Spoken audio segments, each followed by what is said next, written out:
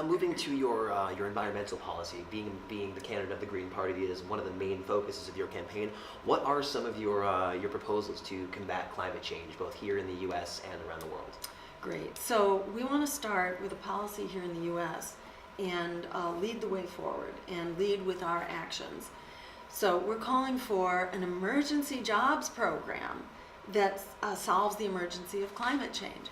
Solves them both together. You cannot solve one or the other. And the powers that be want to pit us, against each other, so that it's workers who are fighting for jobs against, people who are fighting for climate justice and for their water supply and to stop the floods and the sea level rise and all that. It's got to be done together. We cannot have an economy if we don't have a stable climate and water and food and so on. And on the other hand, we cannot have a stable climate if we're not meeting human needs with a good economy and good jobs.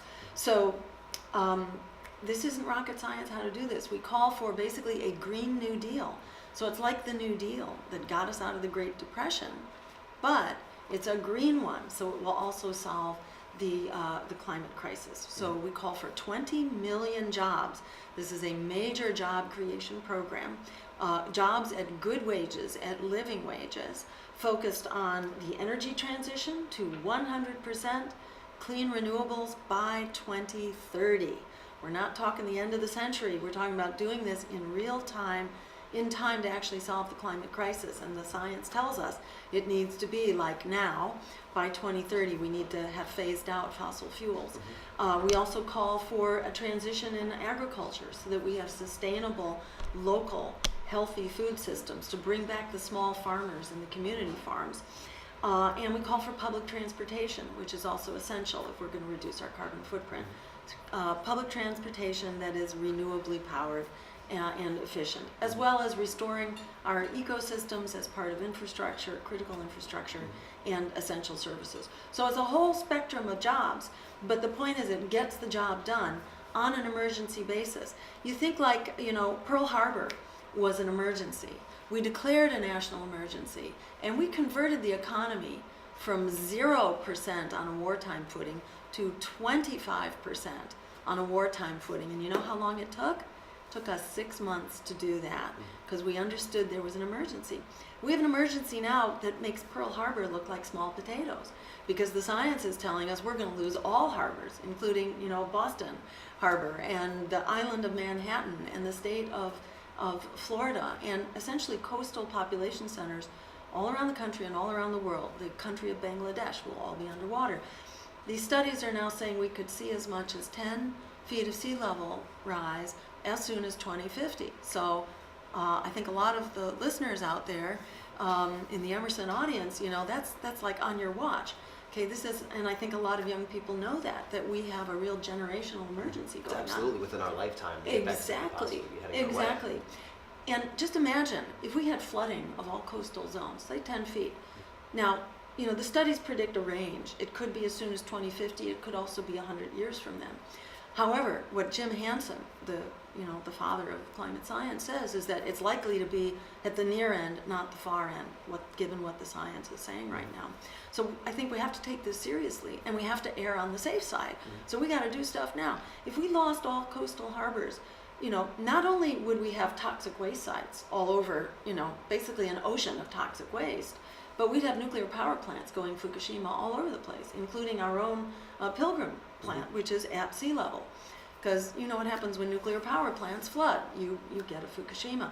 So this is not a crisis we want to have to deal with. Right now we have 65 million refugees worldwide, largely from war. But if we add, if we have a climate crisis with 10 feet of sea level rise, that will add an additional 650 million refugees. So take the crisis we can't handle right now, multiply it by 10, and that's what it looks like. Plus we have no harbors, we have no infrastructure. Everything comes to a grinding halt. So we can't go there. We need to take action right now, declare an emergency, and actually get down to the business of creating these jobs. The cost of doing this would be approximately $500 billion for the first year, because there would be national incentives to get these small businesses up and running, to get the jobs going that are going to create this transition. But these are jobs that then prime the pump of the economy. So the costs reduce on an annual basis very soon after that. And here are the offsets for that.